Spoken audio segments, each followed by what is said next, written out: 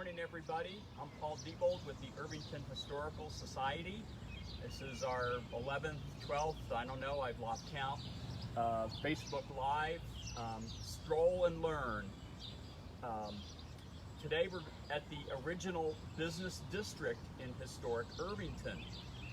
Irvington is one of the largest places listed on the National Register of Historic Places in Indianapolis, and it includes not one but actually two commercial areas. We're all familiar with the commercial area on Washington Street. It's where we go to have a good pizza at places like Giacomo's. It's where we have our insurance at Eric's Insurance, and so forth. Some of us are familiar with the commercial area down here at Audubon and Bonnet. This commercial area is here because this is where the Pennsylvania Railroad crossed. And even though the founders of Irvington at first didn't really want commercial interests in Irvington, they wanted to be entirely residential, they realized that it just wasn't going to work transportation-wise. You had to have conveniences closer to home. The nearest other things were 5 miles away in downtown Indianapolis. So over my shoulder here, you'll see a sign, what we call a ghost sign, on the side of the Shank commercial block. The Shank commercial block dates to the 1880s. And it's one of our oldest commercial buildings here in historic Irvington. So it's kind of interesting to think about what you could do if you landed yourself here in 1897. What were all the different things you can do, and how has that changed compared to what you can do at this corner today? One of the first things you could do, of course, you could see the sign over my shoulder that has that's the commercial building. That building included a pharmacy, and it included one of the first post office locations in the community.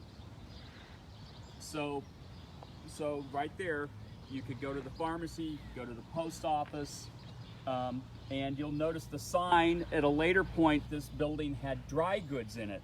Dry goods in America in the 19th century meant things like clothing, fabrics, china, things of that sort, other housewares that did not include groceries. Groceries were a separate item. So if you see that in old Western movies, dry goods, that's what that meant. That's where you would get various kinds of housewares and clothing to outfit your household. And that name dry goods stuck around into the 20th century. It's a little antiquated now. So across the street, then you had some taller buildings. There was a grocery store there. There were other commercial interests along here. You can even see back behind one of the storefronts that was built in the early 20th century. There's a bungalow house back there, and that bungalow house, right there, that bungalow house housed not only a family that owned that store, but then their storefront where they had their business. The other thing you could do across the street here, where more recently the Mug restaurant was located, and now Strange Bird is located, and Peggy's gonna pan a camera around for us. Give him a little wave there, Peggy. Peggy's our camera operator today. Over my shoulder here, then there was, over my shoulder here, there was Moore's Block, which was a 3-story building that was brick that rose at this corner. Interestingly, a few years ago when they were digging a utility trench to open the Mug restaurant, they happened upon a brick wall. I was walking by while they were working on this, and I asked them what's going on, and they said, well, we've run into this brick wall, we don't know what it is. And I said, I think I can tell you what it is. It's this building, and I pulled up a picture of it for them, and they were pretty surprised. The foundation still remains under there. You know, Moore's Hall lasted until the 30s or 40s when it was torn down. So at Morris Hall, what could you do? You could go to the Goes Family Grocery Store, which was one of the bigger grocery stores in Irvington. And also on the upper levels, there were professional offices, and there was the Irvington Town Hall. There were also fraternal meeting headquarters on those upper floors. So that was really one of the biggest commercial buildings. The other thing that was right here in the street, right by us, was a large wooden turntable where the trolley would turn around. This was the proverbial end of the line for the trolley system when it was electrified and originally and then came down Washington Street, and they had a turnaround here. Is there any trace of that under the street? We don't know. We sure would like to do some remote sensing at some point and see if the circular pit or any other features are left. So Peggy's going to pan around here, and we're going to show you a very interesting artifact that's left from our railroad days, because of course the main reason why there were commercial interests here is that this is where the railroad came. So this was the front door to the community for quite a period of time until the 1920s when the depot was torn down. This is a mile marker. It's made out of metal. It's cast metal. It says 183 on it because that is the number of miles east in this direction to Columbus, Ohio, the next major stop. The depot originally stood behind us here. It was a stuccoed brick building. It was one of the first buildings built here in the community. And of course, back in 1897, to use our example once again, what could you do at the train station? Of course, you could get on a train and go just about anywhere you wanted to in America. You could go to downtown Indianapolis, you could go to Columbus, Ohio, you could go to Richmond, Indiana, and so forth, because this Pennsy line pretty much runs due east-west all the way across Indiana and through much of Ohio east-west. You could even find yourself in Washington, D.C. if you stayed on it long enough. Maybe with a change or two. So the depot is gone. It was demolished in about 1922. But if you wanted to deliver a parcel package or pick up a parcel package, you'd come here to the depot. In fact, in auto lingo, station wagon comes from the idea of picking up a parcel at the depot. It's a little antiquated lingo there, but you could also receive or send a telegram here at the railroad depot. So this was our communication point to the outside world, our first internet, if you will. Peggy's going to pan down Bonnet Avenue here, and there are a couple interesting wood frame buildings down here. I want to get past the stop sign here. You get past the stop sign. You'll see a smaller wood frame building, and then you'll see a taller one. The two-story wood frame building, we believe, was actually originally a hotel. And again, at first, the founders of Irvington did not want things like hotels and commercial buildings here, but they realized workers, craftsmen, need to be able to come here to build the houses that they envisioned, and there was no place for them to stay. So one of the first things they did was bring in lumber, bring in craftsmen, build a hotel. And if you walk by that building, don't go up and knock on it, people live there.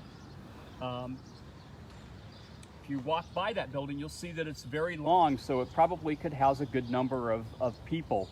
Later on, that became the York Transfer Station, which meant that you could store luggage and store things there that were shipped on the railroad. Further down, there's a house that you cannot see that is a two-story Queen Anne style house, and that was Dr. Thrasher's house. And Dr. Thrasher was one of our medical doctors here in the community. So another thing you could do is make an appointment for a medical doctor here at this corner. So that wraps it up. So that's quite a list of things you could do. Go to the grocery, get clothes, get transportation either by trolley or by steam train. All these different things that could happen here at this corner. So why then did this become sort of the commercial backwater of the community? Well, going right by me now is part of the answer. There are cars going by us, and that changed transportation in Irvington. The other thing that changed transportation is the trolley. I mentioned the turnaround here, and this being the end of the line, that was advantageous, but then that also opened the more obvious commercial corridor, Washington Street, to commercial interests. Washington Street was at first very residential in Irvington. It had a number of the early houses in the community.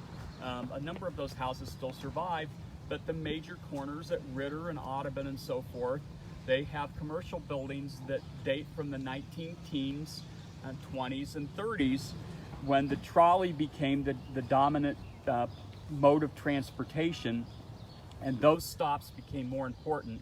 They actually ceased having the end of the line here, and the end of the line moved down to Sheridan Avenue. So Washington Street became the focus, and this became kind of a little bit of a curiosity back here, this original commercial district.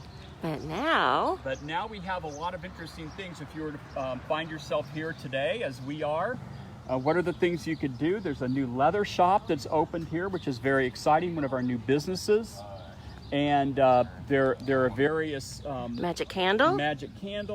Deb Kent. Deb Kent Realty. You could sell your house here. Bonnet shops. There are Bonnet shops here with all kinds of interesting things. There is a bar. There probably will be more restaurants at a later point. And of course, there's still plenty of places to live. So it's a different mix of things now. And it's a little bit less intense than it used to be, but the commercial district still thrives. So I hope you've enjoyed your stroll and learn for today. And thank you for all the wonderful comments today, folks. I'm going to end with another appeal. We thank you so much for your support, all our various generous donors.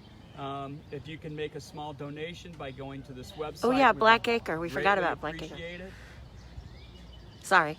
And yes, so thanks for staying with us, and we appreciate it so much. We hope to be back next week. We don't know how much longer we'll go with these, but as long as the need is there, we'll keep doing them. So stay strong, stay healthy, stay safe, and see you next week. Black Acre and Coal Yard are just down that way. That's just true. out of view. And Playground Productions down on the Penzie. Thank you, everybody.